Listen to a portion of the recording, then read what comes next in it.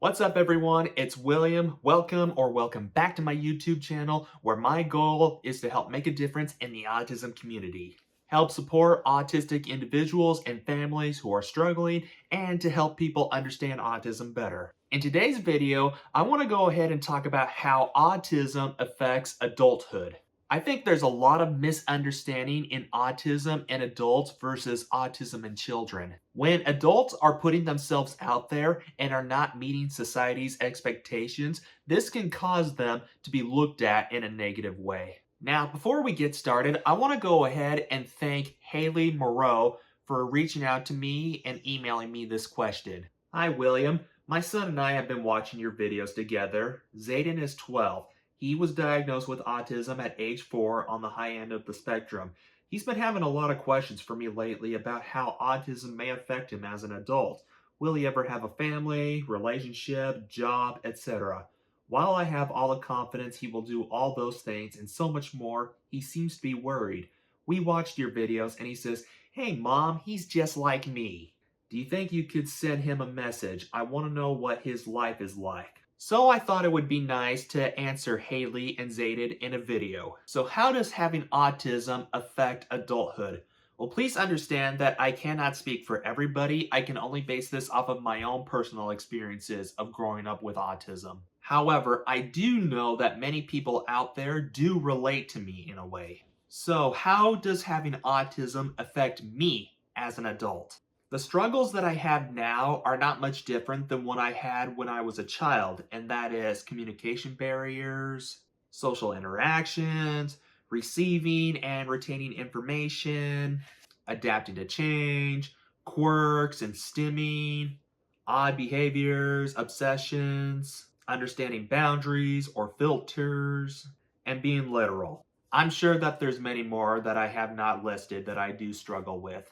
While it is true that I recognize these problems and have found a way to work around them and live with them, that doesn't mean that I am completely over them. And because of that, it can affect my employment, my relationships, and my lifestyle. So what can we do to help this? Well, let me start off by addressing Zayden's question. Will I ever have a family or a relationship? I believe that you can. It's just a matter of finding the right person. What's really sad is that many people on the autism spectrum struggle with dating because of the struggles I have that I mentioned. And because there are just a lot of people who do not understand individuals on the autism spectrum. Many people have suggested to me that because I'm on the autism spectrum, that I should consider dating someone who is on the autism spectrum. Now, let me be clear that autism is not another species. You wouldn't tell a blind person to date a blind person, or a person with cancer to date someone with cancer, or a person in a wheelchair to date someone in a wheelchair. If black people can date white people, or Americans can date foreigners, or people with a big age difference can date, then I believe autistic individuals can date neurotypical people. I'm not saying that I am opposed to dating someone who is on the spectrum. I'm just saying, don't regard us like we are animals or another species. A big mistake that people face is settling for someone less, and I would strongly urge you not to do so. You want someone who will add value to your life. People are often criticized for having high standards and believe them to be shallow. You can't force yourself to be attracted to someone that you're not, or tolerate with someone who makes you miserable. It's better to be single and lonely than it is to be lonely in a relationship. I know for a fact that we need to learn to enjoy our own company. I'm not saying just cut ourselves off from the world as if we don't exist, but learn to be okay with being on our own. It's like Keanu Reeves said, "I'm single and I'm not lonely. I take myself out to eat. I buy myself new clothes." Once you learn how to take care of yourself, company becomes an option, not a necessity. While you're single, it gives you time to build yourself up and make you the best person for a lucky partner and a good parent.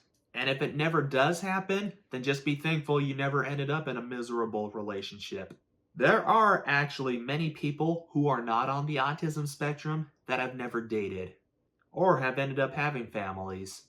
There are also many people who are not on the autism spectrum that seem unattractive to others or not a good fit to others. While it is true that having autism can affect your chances of being in a relationship, don't say that because having autism is a curse, because it's not a curse. It's an ability that people just don't understand or view as a curse. And you know what? All gifts have flaws. All flaws have gifts. The right person will love you for who you are. Then to answer Zayden's next question, will I ever have a job? That is a really good question. On my YouTube channel, there is a video where I talk about how having autism can affect getting a job. I'll be sure to post a link to that video in the description. Like I mentioned before, having autism affects a person's ability to communicate and understand things and socially interact. And that can make it difficult for a person to concentrate and retain information. That could make the job interview very difficult. Now, if the autistic individual were to interview well and get the job, he or she could still have struggles in the job field, like being assigned a task that he doesn't understand, or feeling overwhelmed, or understanding social boundaries with coworkers. Because some people in the workforce like to be friendly and they like to joke around, and that doesn't often come naturally for autistic people. Autism stereotypes also play a big role in society. Oftentimes, when people hear the word autism, they immediately picture a 5-year-old kid running around screaming, throwing tantrums, and flapping his hands about. If an autistic applicant were to disclose that he has a disability, the interviewer might view that as a black flag and become skeptical of hiring that applicant. Or a supervisor may not understand autism and not have the patience or willingness to accommodate his autistic employee. I'm not saying that it's not possible to get a job, but action does need to happen to ensure that autistic individuals are treated equally. Another issue that adults with autism face is masking. There is also another video on my YouTube channel where I talk about autism and masking. I'll also be sure to post a link to that video in the description as well. A lot of autistic individuals feel the need to hide the fact that they do indeed have autism, and that's because of fear of being rejected and mistreated. As people with autism get older, they learn how to mask better. But that doesn't mean they're never going to face challenges or barriers due to having autism.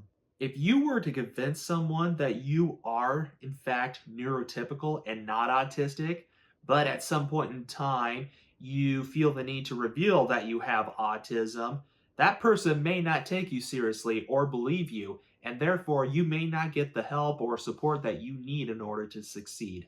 So what can you do about that? What can an autistic adult do to get a great job, to have a worthy partner, and to have a good family? Very rarely does success happen without a great deal of preparation, effort, commitment, and support. Disability-focused agencies may need to be sought out to help find the right job for you.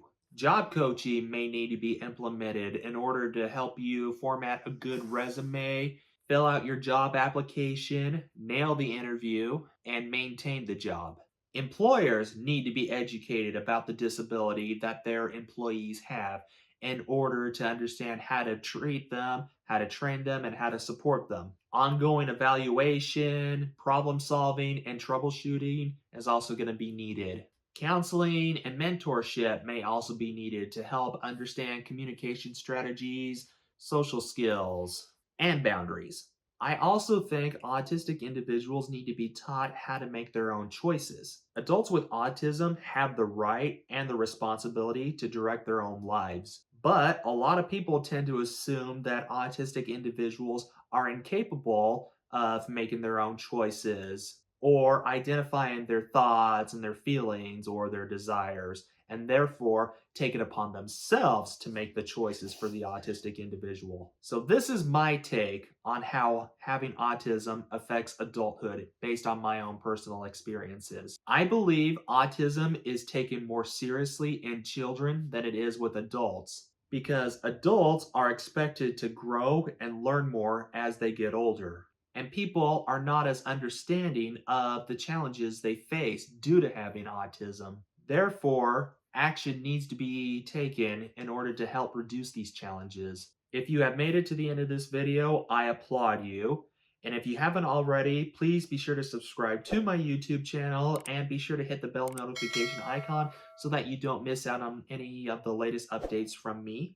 If anybody is interested in private autism coaching, please be sure to fill out the contact form on my website and we can set up an appointment. Thank you all so much for watching this video, and I hope to see you all in the next video.